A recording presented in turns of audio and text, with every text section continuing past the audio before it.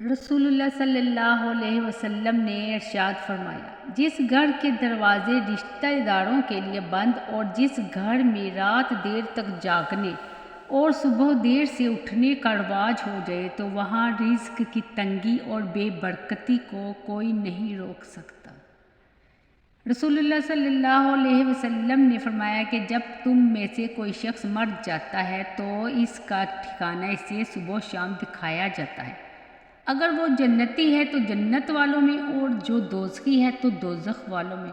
پھر کہا جاتا ہے یہ تیرا ٹھکانہ ہے، یہاں تک کہ قیامت کے دن اللہ تجھ کو اٹھائے گا۔ نبی صلی اللہ علیہ وسلم نے فرمایا، اگر تم گناہ نہ کرتے تو اللہ تعالیٰ ایسی مخلوق پیدا کرتا جو گناہ کرتی اور استغفار کرتی اور وہ انہیں بخش دیتا۔